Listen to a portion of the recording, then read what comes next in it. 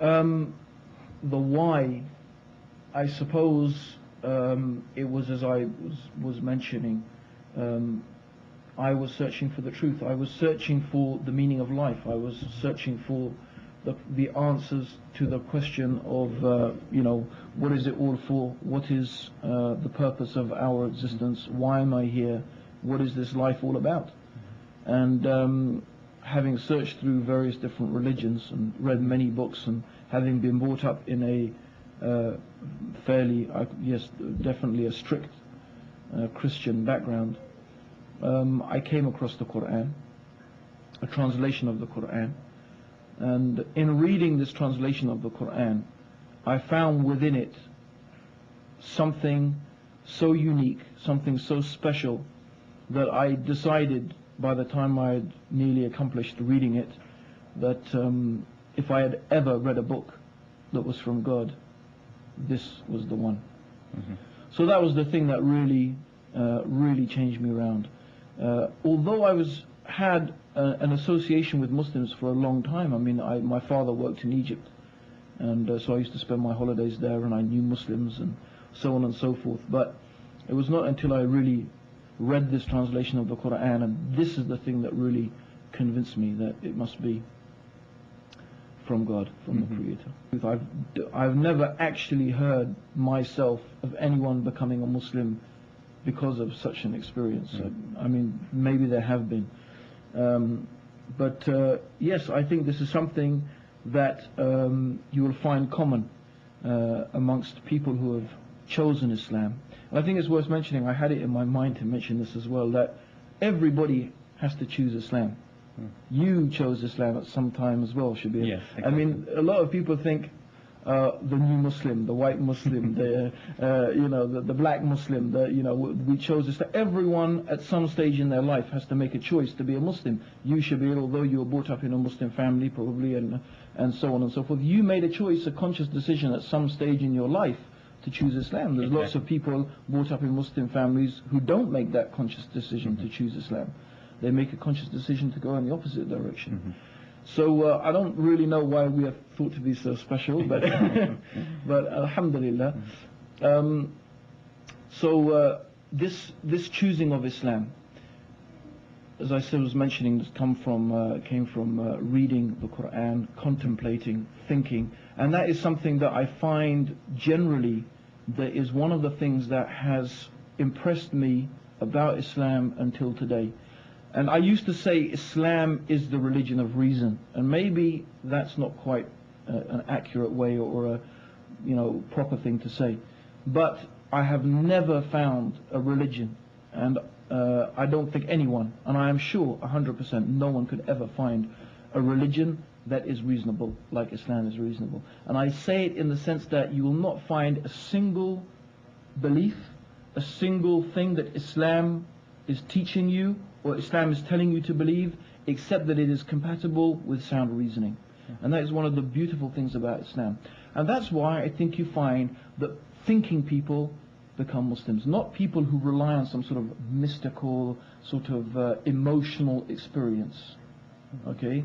Because really, how can truth be something that is manifest through some emotional, mystical, strange experience? I mean, if that's the case, then David Koresh and the son of Sam and so many other extraordinary, crazy mass murderers and people who do all sorts of extraordinary things, if you look at their psychology and their accounts of their life, a lot of them have these type of extraordinary experiences. Like the son of Sam, a dog talked to him and he thought this dog was a messenger of God. I mean, so I mean, this is sort of extraordinary things. But Islam, no. Islam is a religion. It asks you to use your mind. You find the Quran again is saying, in this are signs for those who think, in this are signs for those who have understanding, and this is signs for those who are wise. When the angels greet the people, or rather not greet them, but when the angels who are guarding the gates of hellfire, they say to the people who are going to the hellfire, didn't someone come to you? Didn't someone warn you? And the people who are going to the hellfire they said yes, and if only we had used our aql, if we only used our intelligence, we wouldn't now be in the fire. It's an indication that Islam is something that you're going to come at and arrive at through using your intelligence, not merely some act of faith. I accepted Islam and I went to the mosque for a bit and so on and so forth. But the truth is, the moment I encountered the first bit of difficulty, that was it. I didn't ever say that I'm not a Muslim. I always used to tell people over a glass of wine and yes, I'm Muslim. Islam is fantastic. I mean, I remember once I was at a party and I was completely intoxicated, I think would be the polite way of putting it. And I was sitting there telling a group of people about how fantastic Islam was, and I was saying, well, if I wasn't so drunk, I could tell you a bit more. And this is really the case. So I didn't actually, I mean, the thing was, I believed it, and I never denied that this is what I held to be the truth. But in reality, I was not any different. In reality, I was still eating bacon butties, bacon sandwiches, right, and drinking alcohol and all the rest of it and everything like that. So it took 2 years of real mental, spiritual torment, I could say, because that's what it was. It was the worst 2 years of my life. And I always tell people that the person who is the worst off is the person who knows the truth and doesn't act upon the truth. The worst one is the one who knows the truth and doesn't follow it. There's a time when they call it blissfully ignorant. But when you know the truth and you don't follow that truth, if there's hell on earth, that's what it is. If there's hell on earth, that's what it is. And that's what I went through.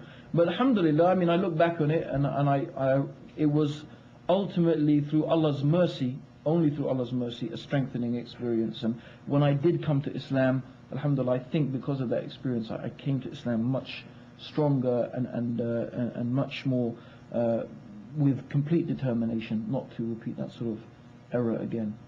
But it is a problem, and I'm sure that lots of brothers and sisters out there in different ways who become Muslim and who choose Islam encounter that same type of problem, to change their life around, and it is a very, very, very, very major change. It's not like, you just change a few things, right? Now I believe in Jesus and that, everything goes on, right? No, I mean, your life changes round almost completely, and that is difficult. But it's easy for whomsoever Allah makes it easy. And I always think that the best answer to that is how Allah describes it in the Quran, and it is exactly the way Allah describes it. It is really the truth. And I would say that Islam, to be a Muslim, to be in Islam and out of Islam, the difference between being a Muslim and being an unbeliever is the difference between life and death. It's that's how extreme it is, and it really is that different.